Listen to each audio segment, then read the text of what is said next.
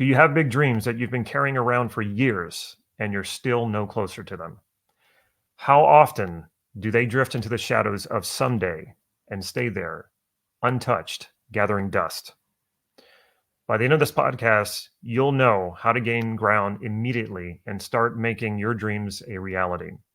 Or you can keep waiting and hoping for that someday that never comes. Instead, imagine ending this day closer to your dreams than ever before. That's what we're doing today. And stick around for the one question that turned my biggest dream into a daily reality. As usual, I'm joined by my co-hosts, Yulia and Nate, and special guest, Chris Buich. In case you would like a little guide with all of the things we cover in this podcast, feel free to check the description and you can download it over there. All right, now I'll be honest, and I'll put this out there. This was your idea. Yeah, great. Thanks for the honesty. So we're going to start off with desire. And I think that's pretty much where everything starts when it comes to personal development. You know, you feel something is missing, you feel something is lacking. So therefore you feel desire. You want something that you don't have. And that's the start of motivation. And unfortunately, not many people get beyond that point. And that's where we're going to start this. So Okay. when we were talking about this and we were talking about having you come back on and what you wanted to talk about, and you told me the topic, I was like, yeah, that's something that, you know, a lot of people are struggling with. They dream a lot. There's a lot of big dreamers out there. Almost everyone I know is a dreamer. And then when it comes time to actually doing something or making that dream a reality, there's not much that comes after that. Yeah, I think desire is fantasy. So I think the reason that it's fun to dream and to come up with our desires and spend time in that space is because it's fantasy and it feels good. It's already happened because we're imagining it. What we're not doing, though, is understanding the steps from here to there. Before you move on to that, I think this is why I have a disagreement with things like law of attraction and something called the law of assumption, which I had only found out about, I don't know, the past year. This guy named Neville Goddard talked about the law of assumption. And it's all about having it first starting with a fantasy and then stepping into it like it's already happened. And the idea is that, well, if I assume it to be happening already, then it's going to happen. And actually, my experience with this has been exactly the opposite. And I was doing this before I ever knew about law of assumption, law of attraction. I would fantasize so much, which feels great, right? And then I would step into it like it was actually there, but it would also rob me of any motivation to make it happen because I'm already inside of it. It feels like it's already happening. And actually what starts to happen for people is they start to prefer the fantasy, because when you actually have to go take an action and you get into the grittiness of the real world and you're actually doing something and it doesn't work, because most things don't the first, I don't know, 10 times you try it, right? then you go, oh, well, this sucks. You know what? I'd rather just sit home and fantasize.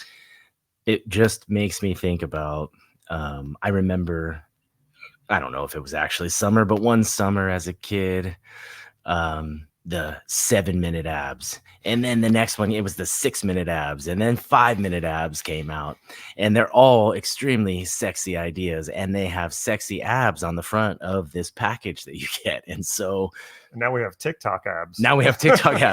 So it's an easy thing to fantasize, and it's an easy thing for marketing to appeal to also. And so we see these models, and I don't necessarily mean human models, but also human models that fulfill our fantasy, and then a cheat sheet, so to speak, on how to get there. And of course, we know, stepping back or even trying these things, that there is no cheat sheet, unfortunately, right? There's good old-fashioned intention and effort, and there's some luck and timing, and there's all kinds of things that are involved. But if there were a cheat sheet, we'd all buy the cheat sheet and we would do it and we'd all be successful. But we know that that's not how it works. So again, desire, hopes, dreams are fantasy. And when I say that, I don't mean that they can't be realized. I just mean that you have to identify what it's going to take to realize them. Or maybe even more importantly, Do you want to realize them? Is it something you're interested in putting the effort that it will require to getting? Or would it just be nice? It would be nice to win the lottery, and I would accept that, and I wouldn't give them their money back. No. But it isn't a plan that I'm willing to put into place for my family. You can go to college if I win the lottery. That's not a plan, and it's not going to happen either. But there's those intermittent reinforcements that are powerful, and we see them enough in our world, and especially here in California, for example, where we live, because some guy woke up and was a billionaire when he lived in mom's garage yesterday tinkering with a computer. So there's enough examples of that fantasy coming true that we buy into that and feed into that. What we didn't see, though, was that he was living in his mother's garage and eating ramen and not having a social life and probably scared to death that his life was never going to amount to anything. And potentially certain of it. Potentially, this was accidental, right? For some of these folks, not the success itself. Maybe they were working on that, but what it turned into. People don't accidentally become billionaires in that they had to have been doing something, but they didn't wake up saying, I'm going to be a billionaire, and here's the steps I'm going to take to get there. Yeah. Right? There's a lot more elements to it. So that doesn't work for billionaire. Does it work for millionaire? So, maybe here in There's California. The millionaire morning routine. And like you were saying about the abs, so that wasn't enough. Then you had to have the billionaire morning routine, then the multi-billionaire morning routine.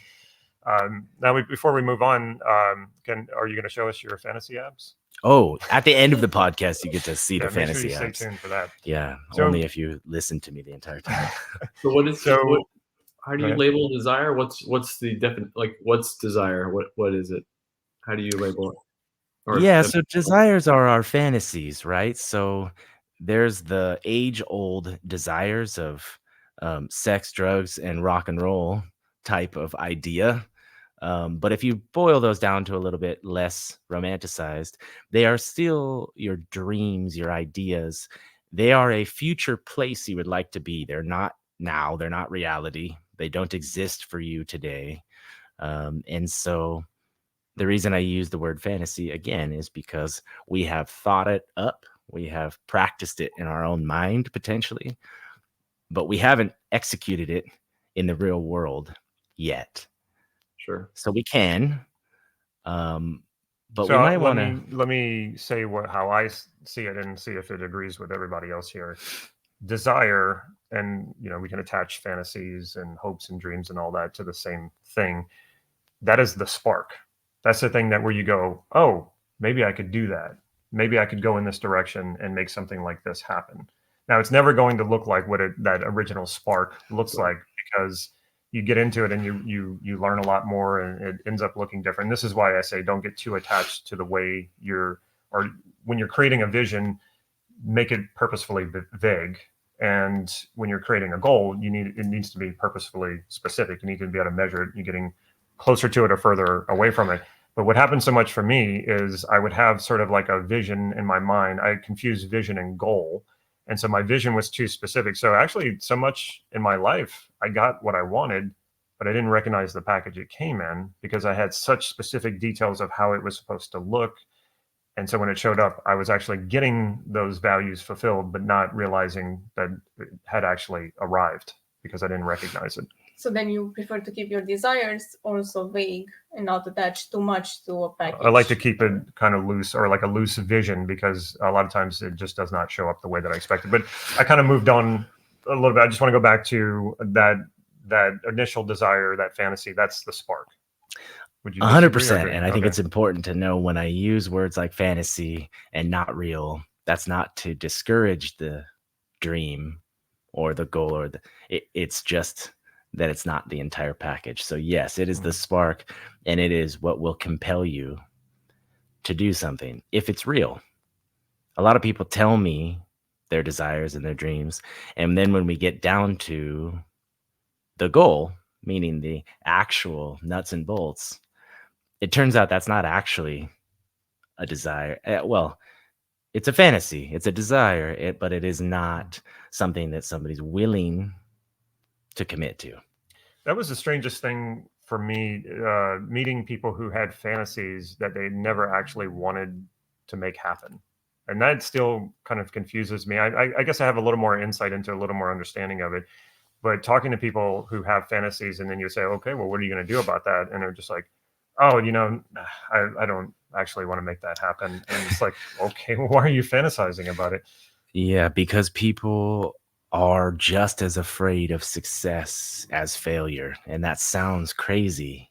But with success, I'm push back on that. So push back, but let me just finish the one thought in that with success, unless you're an ultimate success overnight, I suppose if you went from A to Z, then fine. But usually you're not at an ultimate level of success when you recognize success. And so when you come at this and approach it in a fashion that, well, you're not fully committed to, I guess we're going there. So push back. Maybe I'll push back to you. Well, tell me how that happens. How is somebody afraid of success? It comes with accountability. So that's the simplest way that I can put it. So success is something that is repeated, and that's because it came from something that has been repeated over and over and over again. Well, give me an example of someone who's afraid to succeed. So I'm not sure it's actively afraid. I don't think if I sat down and said, okay, Damon, here's your goal. If you reach it, you're like, oh, I don't want to. I don't feel like it's a conscious thing. I think deep down, most of us know that this isn't a pipe dream. It is something you're going to have to work at, and likely it will be difficult, or at least difficult periods. So we don't actually want to go through the difficulty, and not necessarily because it's difficult, but because then if we fail, it feels bad. But if we succeed, we have to do that again. I think I actually have an example for that, but I wouldn't call it fear of success. But for example, me coming to California and moving here, I definitely wanted it. I knew this is something that's really going to work very well for my life. And then I will be with my husband.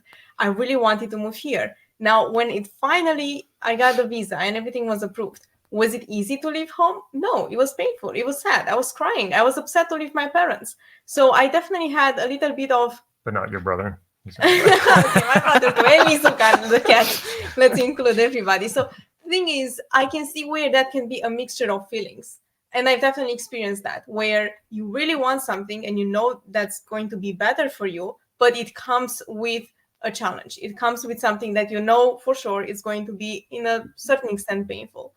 I cannot necessarily call it fear of success, but it was something that combined something very positive with something very sad. So I'll speak to what that is. And so Jürgen Rasmussen, who I've had on my channel, he's really into Thomas Sowell, the economist. And he uses a statement over and over again, and it's just kind of locked into my head because it does make a lot of sense. There's very few solutions in life. Most things are trade-offs. So if I become successful, yes, I'm getting something good, but I might also lose something. And I actually honestly think that most people don't go far enough with their desire to really know what those losses are. I think what we call fear of success is fear for sure. It's not fear of succeeding. It's fear of the unknown. It's fear of uncertainty. It's fear of how many times do I have to fail? And with failure, most people experience a sense of lowered self-worth. And so when it feels like their entire worth is on the line, that's very, very scary. But people don't play the lottery and live in fear of winning. See what I'm saying? Like, that's why I don't think there's such thing as fear of success. They want the success. They just, if they think about what they might lose, or I think what you're getting at is like, what, now you're responsible for something new. And that scares people too. But another way that I like to say it is, if somebody was complaining about fear of success, and I have plenty of clients, that's where they start the conversation. I'm like, okay, I know I have my work cut out for me. And what I say basically is like, let's imagine you're hungry. Okay, you're starving. So that's that desire right there. You're hungry, you want some food. And then if I put your favorite dish in front of you, would you go, I'd really love to eat this, but I'm really afraid of succeeding at fulfilling and satiating my hunger? That would never happen. You would just you would just eat it. Why? Because there's clarity. You have what you want right in front of you. You're hungry, so you have the desire. There's no resistance. There's nothing getting in your way. There's no fear of eating that food, so you'll do it. So fear of change, fear of responsibility, fear of the unknown, fear of uncertainty, all of those things, yes. I don't really think we have a fear of success. I think what you point out very nice is the part with clarity. And that is, because we're talking about desire, whenever you have a desire, be very clear what that brings about. And if it includes some things that may not be pleasant, may not be really what you want, just accept that. So for example, I knew that moving to California, yes, I would have to leave my family. Romania and California, I cannot bring the countries together. So it was something I accepted. And I think that that's an important part with desires and with feelings that you kind of make yourself hold back from wanting or going for what you want. I want to make a distinction, and it's nuanced, okay? So it's not all the way a pushback to you, but eating, for example, or hunger isn't a desire, it's a need. And those are different things. Needs and desires are not the same. So I would agree with you, if we are fulfilling a carnal need, then if there isn't an obstacle, or I would argue, even if there were, we will find a way to overcome that, to achieve that need. When we talk about desire, it isn't a need. It's not water. This is something that I wish for and I hope for. And what you're asking is, how do we change it from wishing and hoping to actually happening? So I would agree that there is not a conscious fear of success. That's true. But again, the lottery idea is an ultimate success. You go from not having to having all that you need.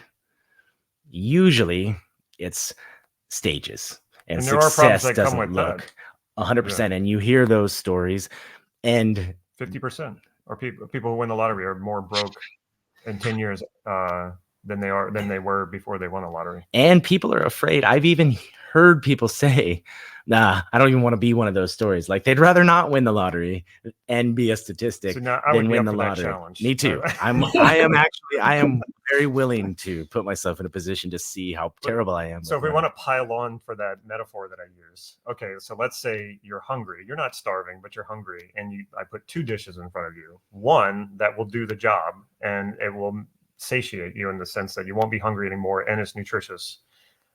And then the other where it will do all of that and it tastes really, really good. Well, I think that's a better analogy. Yeah. You should have started with that one. But I still think that we can probably dissect that and say, okay, great. Well, if your idea of success is eating food that's really good, high-end food, nice restaurants, or whatever that is to you, then potentially you're willing to put in a different amount of effort to have that than somebody else who doesn't care as much. Mm-hmm. And I can use my wife as an example. She is not an appreciator of fine foods. She eats food for sustenance. The end. I am the opposite. I eat food when I'm happy, when I'm mad, when I'm glad, when I'm sad, when I'm hungry, when I'm bored. That's just I love food. All food except for cheese. All other food. And so I think even that's individual, I guess, is my point. But yeah, your grade got a little higher on that analogy. Well, so go ahead, Nate. So I was just going to say, would you guys argue with this idea at all, or push back on it? The idea that no one's really afraid of success. At least I think they're all afraid of either the consequences or what of that success that come along with that success, and what those consequences mean about them, right? Which is the self-worth thing, right? So right? Maybe we need to make a distinction here. I didn't realize this was going to get so granular. I don't think people fear the fulfillment of their values. It's why your values or intentions, and those words are interchangeable, value and intention. Everything you do, every behavior, every decision you make, every choice you make is driven by an intention, is driven by the attempt to fulfill a value. Now, you can think of success as a value, and value being a generalization about experiences that are important to you. Succeeding is important to me. It's important to most people. Or you can really narrow that success down to one particular goal. Now, we started as insurance agents almost at the same time. Yeah. Started a year before you. And right away, we talked about our goals. We would do business planning together. And when I look back on that, and I kept failing to, I mean, you watched me fail over and over again and get really, really frustrated, and you were succeeding over and over again. And I was very frustrated by that. I look back at that time and I could say, well, I had a fear of succeeding. That's one way to look at it. I think there was a deeper wisdom inside of me that said, no, if you succeed at this, you've got golden handcuffs on, you will never leave it, and this is not what you're supposed to be doing. I really believe that there was a deeper wisdom inside of me, my deeper values that said, this is not going to do it for you. You can be a multimillionaire at being an insurance agent, and you will be miserable, and you won't be able to leave it because you won't be able to walk away from that much money. Are you talking about me or you right now? Well, that's a revelation. That landed a little bit harder than I expected it You're to. like, oh, it's like, wow, This is a that was podcast, rough. not a coaching Yeah, session. my goodness. Come back. Oh, it hit deep. hold on a second here. Yeah, no, I think you're correct. It's not success itself that we're afraid of. It's the consequence. It's the actions that it takes to. It's but we've talked about this about you in particular before. You were simply placing values in spots that weren't your own. No, that was the problem. And so I think that there was a deeper inner wisdom that held me back, and I would call that resistance. And it said, we don't want you to succeed at this because this is not going to fulfill you. That seems very faith-like for you. I have to say that out loud for those folks that may or may not know. Damon is not subscribed to faith very I think that's strictly. I think that's the unconscious. But I would use, so I call it the universe, same thing. So I'm way ahead of myself in when I introduced this, but I do think when we are committed, intentional, I like that word, intentional about something, which we can talk about what that actually means and what you will do if you are intentional. We should at least spend a few minutes on that, because that's a good conversation. And if you are intentional, the universe will reward you for it. I do believe that. I know that sounds silly. It's woo-woo. It's woo-woo for sure. And I'm not, and you can attest to that. That's not me. But at the same time, that's how strongly I feel in my conviction that intentionality will get you to the place that you want to go, unequivocally, 100% of the time. But to your point, never the way you wrote it down on paper.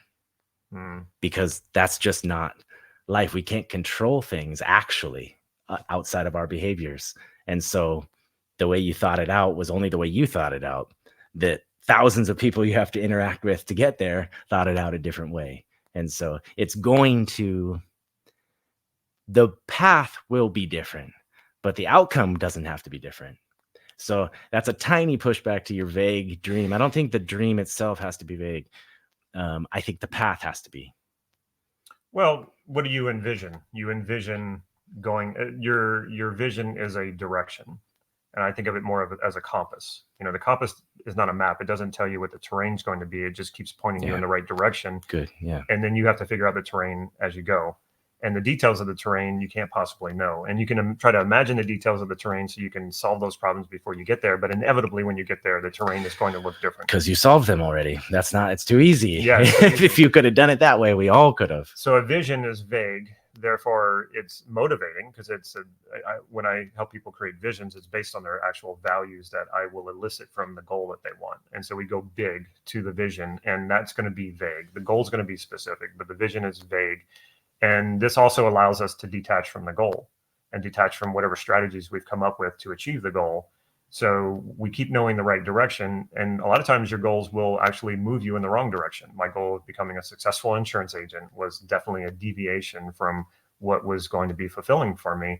And so you want to be able to detach enough from your goals to throw them out. I say quit on your goals. Don't commit to your goals, commit to your vision. And you might think differently of that. And now we're getting into the second step with commitment. Yeah, I don't necessarily think differently. I think before your vision becomes true, then you're correct. So throw out all preconceived notions about your vision. So most of us, and I think you included, at least initially begin operating under the things we're given. parents, society, friends, family, models that we see and are told are successful, but we haven't actually boiled those general values down to our personal true values. If you have, and that can happen unconsciously, I believe. I don't think you have to be an NLP expert for that to happen. It will help. It's more likely, but I think sometimes some people are clear. I don't know if it's naturally or if they just are better at being true. But if you are, then I don't know that vision has to be so vague. So what I would say is, yeah, burn it all down to make sure it's real.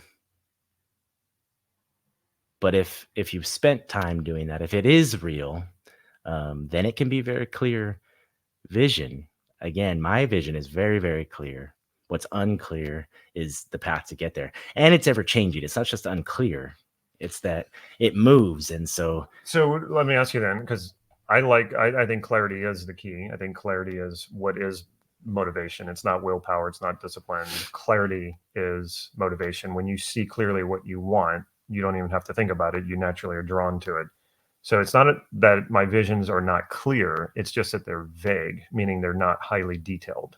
So there's not a time frame to it, for example? Is that what you mean? No time frame. Okay. Yeah. It doesn't have to look a certain way. It doesn't have to have all the same colors or right colors. Okay. I let that just kind of let itself do whatever in my mind. It will illuminate itself along the way. Along the way. But I'm very clear. Like I see these very clear visuals. Oftentimes, this is kind of a strange one. I often see a volcano erupting, and I see me at the top of it.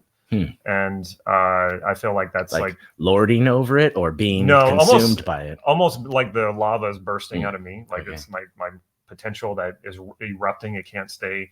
And that was a kind of an older vision that I had, because that's the way that I was feeling at a certain time whenever I was still an insurance agent and I was trying to be something else. So that was scary then, and it's powerful now.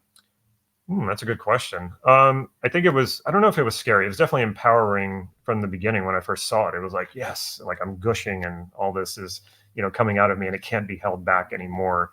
But I think what was in front of me, maybe that part wasn't scary. What was scary was how was I going to get there? And what was I going to destroy in the process? Because, I mean, that's what happened for me. I had to literally destroy some of the things that I created in terms of family and business. And that was a scary part, because now you're detaching from your foundation.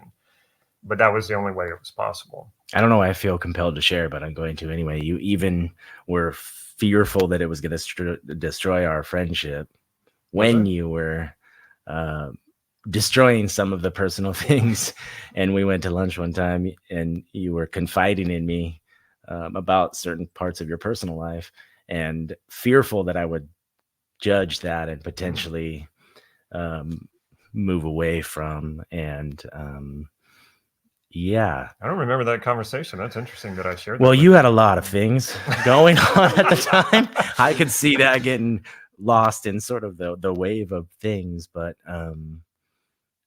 point being that, I remember that it was scary is all I really mean to say, is that you were very afraid. Yeah. And I would say in that case, rightfully so. That's a scary thing. Yeah. So I wouldn't expect anybody wouldn't be afraid, or that might be a bigger sign of that person. Psychopath. Yeah. Let's talk a little bit about intentionality before moving on, because we could probably dedicate a whole podcast episode to that alone. Before I talk about how I think about it. Nate, you haven't said much. Do you have anything on intentionality or intentions? Intentions? Yeah. Well, what would you like to know about intention? When we're talking about desire and moving forward with what it is you want to do, what role does intention play in all of that? Yeah, absolutely. And how do you define intention? So for me, an intention, and not everybody sees it this way. So if you don't, you can certainly push back on that. The way that I see intention is the same as a value. I am doing something in order to fulfill something that I want. So a value being a generalization about experiences that are important to me. So happiness is important to me. So when I eat a burrito, my intention is to be happy because eating burritos make me happy. And Eating that is burritos makes everybody happy. and I was going to say, it's literally, I feel happy when I eat a burrito. I ate a burrito yesterday, and guess what? I felt happy. It's very predictable. And Chris, what about you? And Yulia, same with you. Intentionality. Yeah, burritos. Burritos. Everybody. I'm definitely a burrito guy. Yeah, for sure. Tacos, any type of Mexican food. Yeah, I would say intention has action. So I can desire something, sit back and think about it and want it, even look at it potentially. But if I'm intent upon that, then I have to make motion toward there. So depending on what that is, there is an action behind intention. And that's the way I look at it. Everything is driven by an intention. We don't do anything for no reason. And some people might say, well, I have this bad habit and I don't want to do it and I don't know why I do it. I guarantee you there's a deeper intention that is causing that. Oh, good. So I always do this with my glasses. Could you help me decide what my intention is? There's a part of you that wants to do that. And what is that part? Break that awkward feeling. Yeah. But no, a lot of times habits are about comfort and familiarity. And so that would be your intention for that. It's comfort. It's familiar. A lot of our habits are driven that way, especially if they seem to have outlived their purpose. You might have developed a habit when you were a kid. 20 years later, you're still doing it. Why? It's most likely there's something familiar there. There's something comforting about that. Comfort, that comfort value. It's strong. I think that is oftentimes our biggest obstacle is the comfort, because we do have an intention to be comfortable, right? And maybe we have an intention also to be free.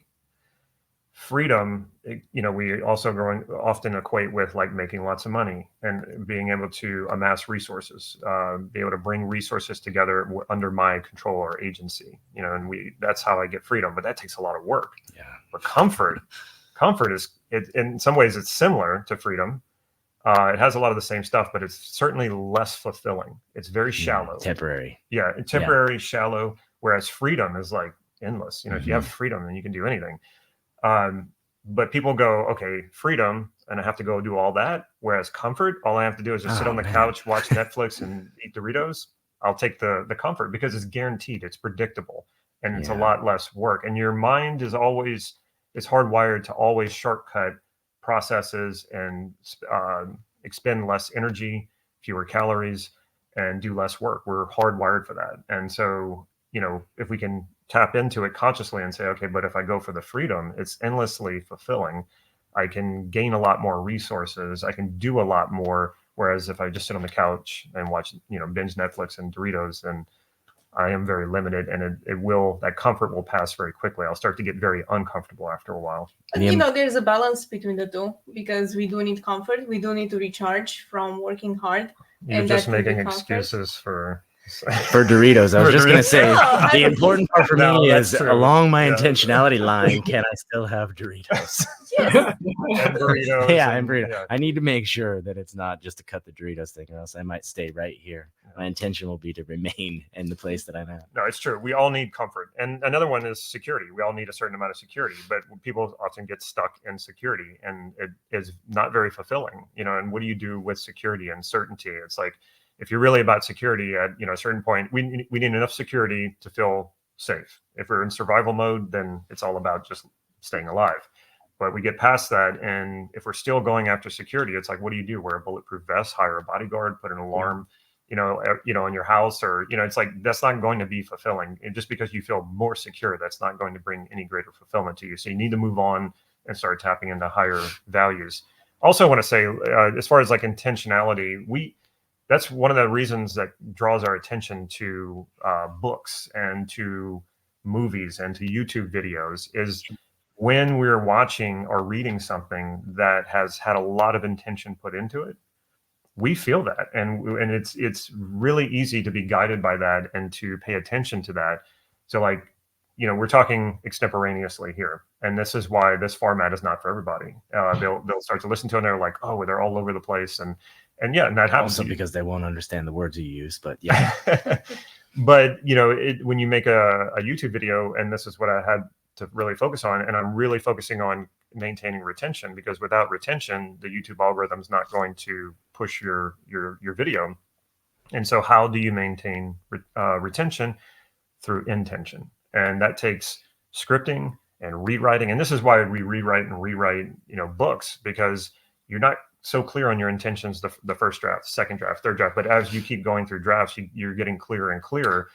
And you so use intention interchangeably with value, right? Is that what you said earlier? Yeah. Okay. I think that's important. I'm getting lost a little until I'm like, no, values. Okay, yes, that's true. The guiding is the value, intention, same to you. So when a speaker, say, I'll use a speaker, is driven by the clarity of their intention, or we could say values. Okay. And they're speaking from that. Yeah. This is what makes a captivating speaker. Yeah. Okay. Yeah. And then you can say the same thing about writing. You can say the same thing about filmmaking. Anything that captivates attention, you can be sure that the source of that is very clear intentions being communicated very clearly. I think about the music in movies. That's what the feelings that those elicit are so very intentional and often work. I think sometimes the intention of a whole film might not land entirely for everybody, but the music seems to. And I don't know if music is a more common experience than visual stimuli for human. I'm not sure about that, but I think it affects us more in movies because we're less conscious of it. And the visuals we're more conscious of. Okay. Yeah. Commitment. Step 2. So you have desire. What if you have desire without commitment? Let's wrap that up.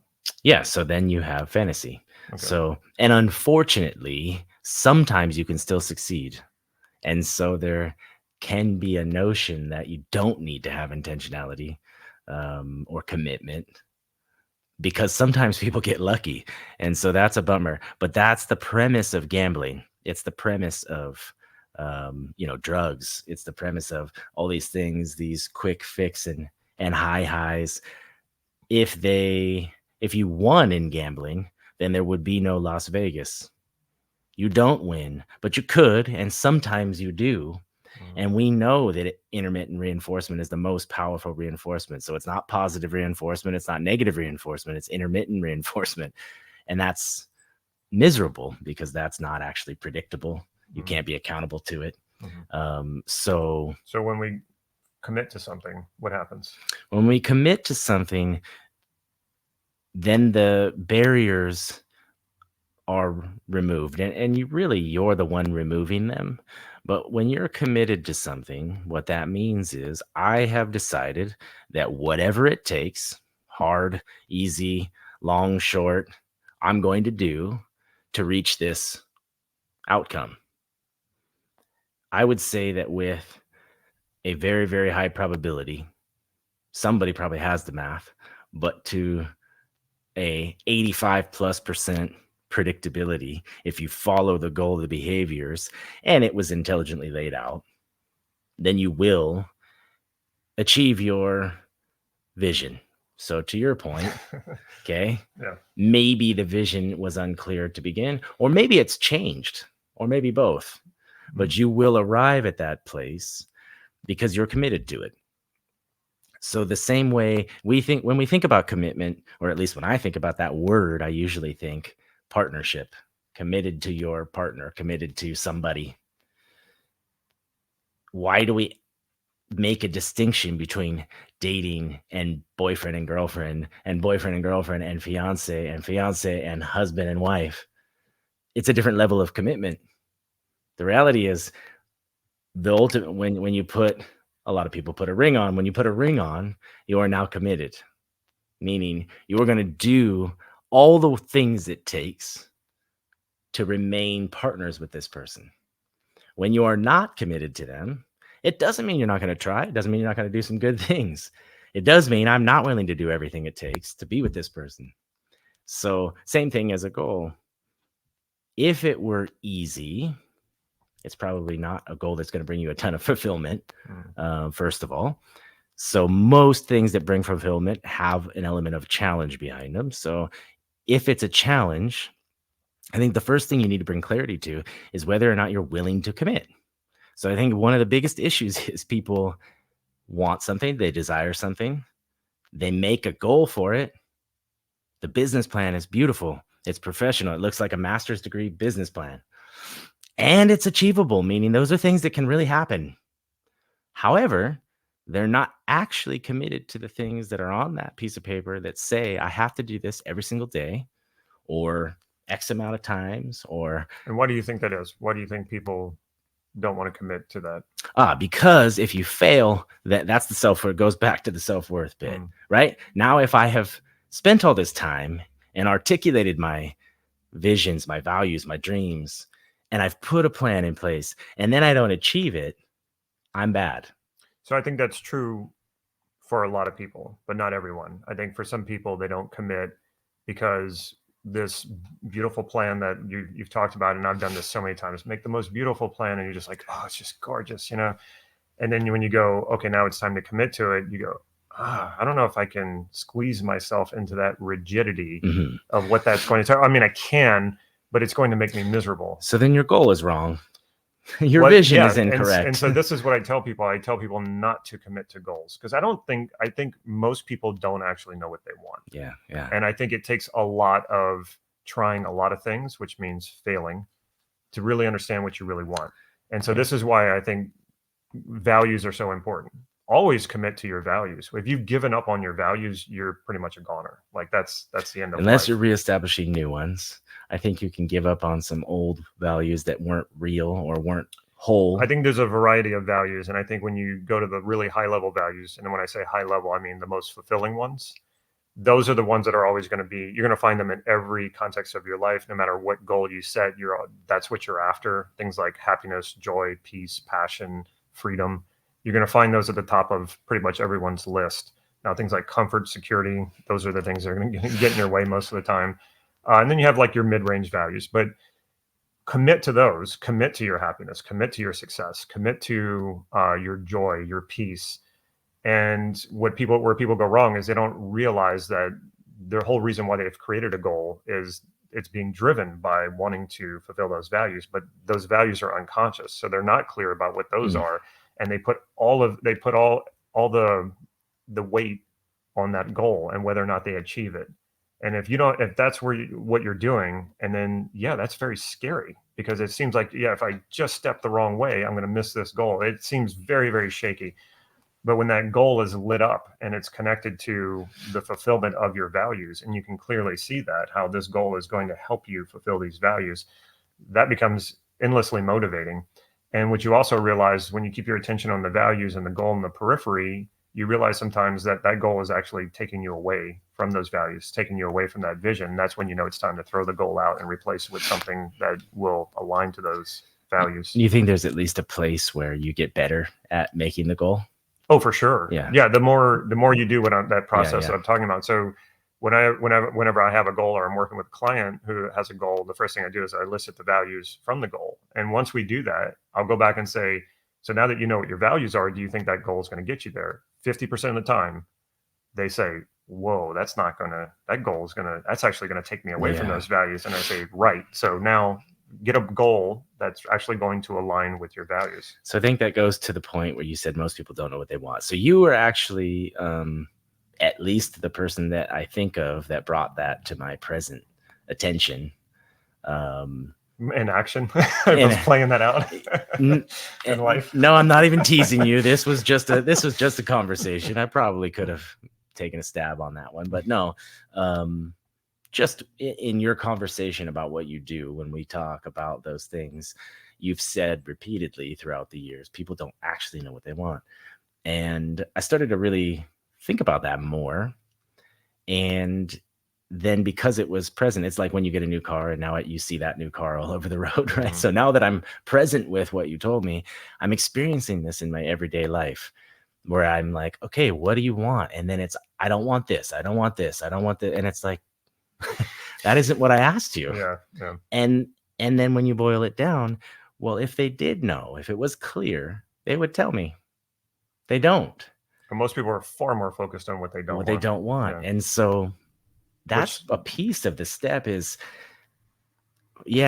stop don't wanting things. Let's just focus on what we do want. Well, what does that tell you about their clarity? They don't have clear about what they don't want. Yeah. So what does their unconscious keep taking them to. So that's that taking law of that clarity. attraction, right? Then you I don't behave believe in in law of that, in that attraction. regard. I think it's very practical. I think it's very practical. Whatever you feed your unconscious, whatever clarity you feed your unconscious, it will take you there. It doesn't know what you consciously want or don't want. It just knows clarity, and its job is to move you toward the light, toward the clarity, toward the certainty, and away from the chaos and the confusion. So if you give a lot of clarity and light to all the things you don't want, guess where you're going to keep showing up? And that was me for a very long time.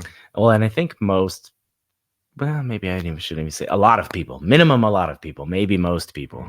And I think that's somewhere in our pressures from societies and families and the hyper access that what we're doing brings to you, for example. I think part of it is the need to eliminate some of the chaos and the madness, and that's by saying, okay, I don't want that. It's fine to know what you don't want. And yeah, but I think like anything, let's balance it. Okay, so maybe I was too harsh. Let's not get rid of it. Let's balance it. Let's add in some things you do want, and you might be able to back that in, right? Okay, if you don't want this, then what do you want instead? You do want this, probably, right? So Right. that's probably a good exercise. But I think ultimately that's the magic. If you know your intention, if you have an intention, the rest of it you will figure out. It is not for the intellectuals of the world to understand, and you can't. You absolutely can. It is not for the super pretty people or the athletic people. Everybody, outside of the industries that just are catering to that thing, everybody can understand and achieve their intentions within reason. So I think that's another nuance here. Your goal, definitely, your commitment should be achievable. If you're committing to something that isn't achievable or is really, really unlikely to be achievable, then you are going to fail, and that will be a repetitive experience as well. So I think there's a balance between the dreaming, which has to happen because that's what brings you the motivation, and the goal setting. And that's probably just time, right? So you can probably get to that place eventually. In NLP, we have something called a TOTE, test, operate, test, exit. NLP didn't create it. They took it from some guy. And it's basically that a smart guy. Yeah. So like the most basic example is you're nailing a nail into a piece of wood, and the goal is to get the nail all the way down. So you operate, which is the hammering, and then you test, is the nail flush with the wood? And so if it's not, you continue to operate. If it is flush with the wood, then you exit, you're done. And so that's what, to me, goal setting is. But so many people pile all of their self-worth onto that goal when it's like, no, that's just the testing. You test and then once you achieve the goal, then you exit. The thing about commitment, what is commitment? I think commitment has a lot to do with clarity. And I think clarity is also motivation. When you're very clear about what you want, then you naturally move toward it. And then I think also what happens is you kind of naturally commit. But there's also those times where that's the only missing piece. You haven't just finally solidified that clarity about what it is that you want. And when I think back to all the times where I truly committed to something, that was the beginning of succeeding at what I wanted. When I was still holding back, or I still had resistance, and maybe there was just some unknowns or some uncertainties that I hadn't explored, those things will act as noise getting in your way. And you can consciously say, well, I commit to this, while actually not being fully committed. So I spent a good amount of time not only helping people gain clarity about what it is that they want, but also checking in. Do I have resistance to that? Do I have objections to that? And if those don't get addressed, rest assured they're going to either drag you down or completely stop you at some point if they go unaddressed. So I think commitment is clarity about what you want and integrating any objections or resistance to that so that it is all part of what it is that you want. Being willing to go through the tough part, right? To integrate those challenges is not going to be easy, I don't think. Well, integrating resistance is a lot easier. So what you were saying about like achievement, well, achievement is like, yes, you either achieve it or you don't. It's a black and white either or. But values you can fulfill anytime. I'll give you a really good example. So I was working with this woman. I don't know if she was born in India or she was born here and raised here, but she was definitely raised here. I think her father was like a dignitary or something like that. And every year she would go back and visit her cousins in India, and they were very, very poor. So she made a commitment to herself that by the age of 30, she was going to solve the poverty problem in India. Imagine that. And I was like, okay, when did you make this commitment to yourself? She's like, I think I was 12 years old. Now she was 33 and depressed. And one of the reasons why she was depressed is because she wasn't able to achieve this. And the funny thing is this was a very smart woman. She knew full well how almost ridiculous it was to have such a commitment, but she was still depressed that she couldn't do it. And I said, you know what would solving this problem in India do for you? And she said, it would be the kindest thing that I could think of. And kindness is one of my top values. And I said, okay, so do you realize, we talked it over, how difficult that is, how many, for one person to be able to do that and, such a short amount of time, and all the forces you'd be, fighting against, because there's a lot of people there who are very invested in keeping India poor. And she says, yes, I understand all those things. And I said, okay, great. So you know how hard, if you withhold this fulfillment of kindness until you solve this problem, it's probably going to be never. And she agreed to that as well. And I said, okay, after this call, what's something you can do that's kind? And it just hit her right away. She's like, I have an elderly neighbor. I can go and check on her. And I said, would that be kind? She's like, yeah, it would be. And I said, okay, well, after this call, go and do that. And then she did. And then the next week we had a call, and she was just amazed at how easy access she had to the fulfillment of kindness. Wow. That's super impactful. No, really, maybe the idea that doing something simple isn't simple is a big part of the problem. Maybe. And that's motivation. So she was more motivated to do more kind things rather than just be like, I haven't solved this one problem. I immediately thought, when you said that, I'm like, wow, I could think of some much easier ways to be kind. And maybe I'm shallow or something, but it's like, geez, you're definitely shallow. That is just a really big idea of kindness. Like, holy moly. And and a recipe for disaster. So that goes back to kind of what I was saying. It has to be achievable. That's not achievable by her. That's not achievable. The end.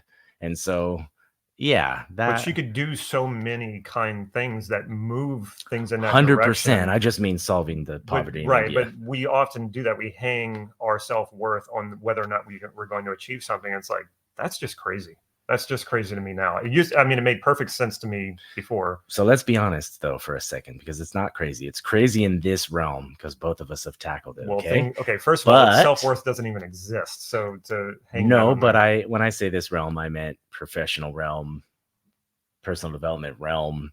But let's take jujitsu, for example. Uh-oh. Now we're getting into jujitsu. How long have we been? Neither of us want to put ourselves in a position in competition to lose. It doesn't feel good, and it makes our self-worth suffer, even though we both know very well that's not real. It's not true. It makes no impact on our lives. So one thing I just want to make sure people understand is you can compartmentalize. You don't have to go from I don't know how to do any of this to now I'm an expert in every aspect of my life and I'm going to achieve every single thing that I ever. It can come in stages. You can compartmentalize. You can start here. And that's also because neither of us place a high enough value for that to be what we're tackling for now. So there's reasons for these things. I'm just saying it's fair to say even experts are not perfect at this. Oh, yeah. That's the other thing too. Yeah. So like, with the self-concept work that I do, there was a time where I just couldn't access joy. It just wasn't available to me. It was in there somewhere, but I had a lot of limitations, a lot of limiting beliefs, a lot of things that were making me miserable and even depressed. And so through the self-concept work, I was able to really build a quality of being a joyful person. Now, she can attest to this. I get angry about a lot of things and, I'll swear and, whatever. And of course, in that moment, I'm not experiencing joy. But one of the things that I just started realizing is that, and she's good at giving me feedback like, is it really worth it to get all upset? And no, it's not. What I realized, though, is how accessible, just like that woman who did something kind, how accessible joy is for me if I just stop and realize it's there. Now, it wasn't like that before. Like if I actually tried to access joy, there was just so much in the way that I had to work through. Now I can just access that. And so some people might say, well, if you can just access your values so easily and fulfill them, why would you do anything? And again, what comes of that is more motivation. What comes of that is tapping into your potential. You realize there's so much more fulfillment there. and how that's what your purpose is. That's what life is.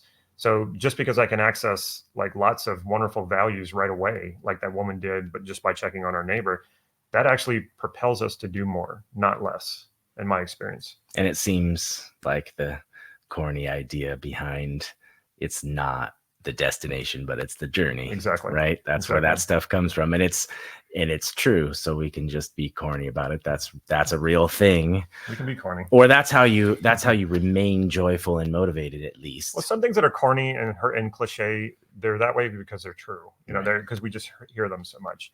So let's do accountability. Okay. The third step, and then I'll tell the story. The one question that changed my life. Man, that must have been a really good question.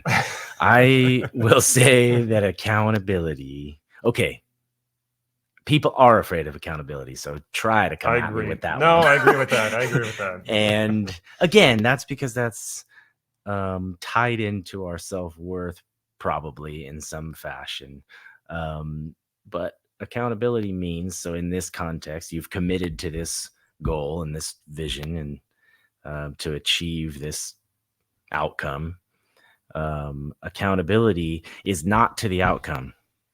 Okay. Accountability is to the behavior that it requires to achieve the outcome. Okay. And that's the boring shit. That's not the stuff anybody likes. I like to use sports as an analogy, except for I lose people a lot, but everybody knows who Michael Jordan is.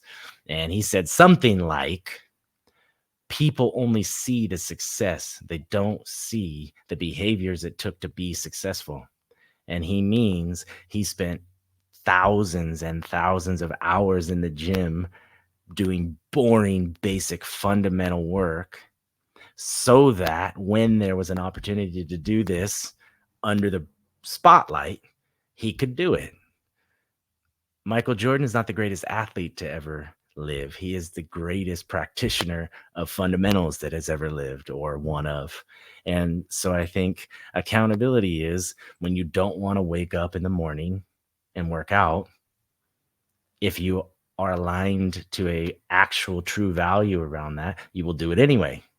If you don't want to wake up and make that phone call to your prospect and get told no again, you will do it anyway. It's attached to something that you genuinely care about and value. And so you can resist and overcome rejections and failures because you have an ultimate thing. And now I will say that if people are of faith, I think it's easier. I've already practiced this and you've already given over to a higher power or purpose or intelligence. And it's the same kind of idea, actually, is to give it over to, here's the things I can control, and the rest, the universe or God or whoever will provide for that. And I think it's really true. So accountability comes in the behaviors, not in the outcome, not in the dream or the goal. So I feel like it's entirely important that don't think that you're not accountable because you haven't achieved something yet. Those are not the same. That's a good way to look at it. Yeah, because I can see how that would really diminish motivation. If Absolutely. You think, well, I'm not accountable. This relates to what you're saying. They did a survey on kids asking them what career do they want. And I think it was more than 50%, like maybe something like 70% said to be a YouTuber. My kids don't want to be YouTubers. I'll circle back to that. Don't worry, my kids don't want to be insurance agents either. So why do they want to be YouTubers? Well, they spend a lot of time watching YouTube and seeing their favorite creators look like they're just having fun and nothing but fun. Just like you were saying about Michael Jordan or the success, they see the fruits of the success. They don't see what it took to create that. Right. And I've met people, like I was taking my son to fencing class, and there was a father there, like me, waiting for his son to practice, and then there was a mother there, and the father from different kids, father and the mother talking, and the guy mentioned that my son wants to be a YouTuber, and I just turned and looked and I said, I'm a YouTuber, and they both were like, what? Because they had, it brings on all those expectations of what that means, and I explained to them, and like, I'm not huge, and it's mainly for my business, and they were just like, I want my kid, and they were asking me a lot of questions to bring the answers back to their kids, and they were like, maybe I'll have my kids talk to you, and so eventually the kids never talked to me because I think what would have happened, it would have kind of burst their bubble. And I think what my kids know about being a YouTube creator is there's a lot of work involved. They see me, they used to be here in my home when I was trying to shoot videos and I'm telling them to be quiet. You know, they were little and playing, and they see I'm, I'm setting up lights and I'm setting up the cameras, and that did not look fun to them at all. And especially the subject that I'm talking about, that's not the kind of stuff. What do I always watch. tell you? I just want to show up and sit down and talk to you. I don't want to do all this work. This stuff is I'm a always lot. irritable This by is the a time lot. you get here because I've been setting everything up. Yeah. All right. So anything else that we need to say about accountability before we close that out? Oh man, it's just the most important part of it, I think. It's the most boring and most important part. But I feel like it goes so much along with the idea of commitment. I'm not seeing a very big difference between the two. I feel like, especially when it's just you and your desire, you're committed to it, you're accountable to your actions. I'm not seeing very much distinction between the two. It's nuanced for sure. I think it's just important. The clarity piece that Damon started with is the important part, to understand the nuance in there. And so again, you can have a desire for something and you can commit to it and you can hold yourself accountable. And it could just be that you were wrong about the things it took to get here too. So that's a piece of it. I would agree they're a bit interchangeable, but understanding those slight differences or how they interact with each other probably is more accurate, makes it more whole, I think. Mm-hmm. So I have an analogy that I like to use, and I would like you to, and however you see it, where does accountability fit into this? So people will come to me and they say, I need more willpower and more discipline. And right away, I just go, I don't like that at all, because it implies that there's one part of you doing the disciplining and the other part that's disciplined. And then you're at war with yourself. It's like, let's just have clarity and integration and go after it that way. And then they're like, well, what do you mean? And then I say, okay, do you brush your teeth? Yes. Twice a day? Yes. How long have you been doing that? Since I was a kid. How long do you plan to do that? As long as I have teeth. And I say, where did you get the willpower and discipline to do that? And then they're like, oh, okay. And so what does that mean? Well, there's desire they want nice smelling breath and clean teeth, and they want to hold on to their teeth for as long as they can. Yeah. There's commitment, meaning it's settled. They're not going back and forth in myself. Well, do I want, clean teeth? Do I want, it's like that's been settled. It's agreed upon. Yeah. The clarity is there. Yeah. So they have the desire, they have the clarity. They don't need to will themselves or discipline themselves to do it. It's just pretty natural. And they're not perfect either. Sometimes you skip, right? Where does it, how would you fit the accountability piece into that analogy? First of all, it's an absolutely perfect analogy, because I feel like the behaviors it takes to become successful are that monotonous and boring. Mm-hmm. You just simply have to do them twice a day forever. Mm-hmm. And that's the thing. So I think in the instance of brushing your teeth, it is easy, for one. Also, the consequences are easy to understand, right? And it's united. Nobody disagrees with that. We don't have any dissenters on teeth brushing. There's not a different way to do it. There's not a magical path. There's no 5-minute teeth brushing, right? The things don't exist. More like 30 seconds. Yeah. So teeth brushing, I think, it's a perfect analogy, because that's just it. But as far as I was told once, what's easy to do is also easy not to do. And so I think it is easy not to brush your teeth, because look at a kid. They won't if you don't make them. And they're not arguing that it's a bad thing or they don't want it. It's just they don't understand the reason for it, really. Right? Is what it is. That's what I was saying about it's settled. Like they're not there yet. Right. They're not thinking about it will get there, sex, right? or right. like bad breath and rotting teeth. Yeah, exactly. It's just not there. Yeah. So the accountability for me with brushing my teeth, and it's funny, I remember this very, very well. I remember going to the dentist, and the dentist like, wow, you really brush your teeth well. And I had not really worked at it or had a plan for it. I just, for some reason, I guess I just kind of paid a little more attention. And he compared me to my brothers, because my brothers were really bad at it, or they would skip a lot of times. I don't think it was that they were brushing their teeth poorly. I think it was this, they just weren't doing it. Yeah. And so just because of the fact that I was doing it, I was maintaining it. And he was like, you're doing so much better than your brothers. Just keep up whatever you're doing. And that validation and I didn't get much. I felt like my brothers always got more attention because I was a middle child. I wish your dad would have just told you that. Yeah, I know. You could have spared us some heartache. Yeah, I always felt like if I got a compliment above and beyond my brothers, like that was huge to me because they always got a lot of attention. They always got a lot of negative attention because they were always in trouble. But I think that was on purpose on their part. But I didn't like that. So I was like, I wanted positive attention. And even to this day, when I think about my accountability for brushing my teeth, I still think about my dentist. Like I want to go in there and I want them to say like, you make my job easy, and I walk out and I don't get my teeth scraped so much. Yeah. Well, and it brings up another point. We're going to go to the dentist every 6 months. Yeah. And so there is accountability. Right. You are going to face that. Mhm. And so, yeah, you either go in there and get drilled, or you go in there and they're like, scrape a few things, you're good. Well, so then that's also easy. You've experienced the pain, you've experienced the pleasure or the lack of pain. That's easy.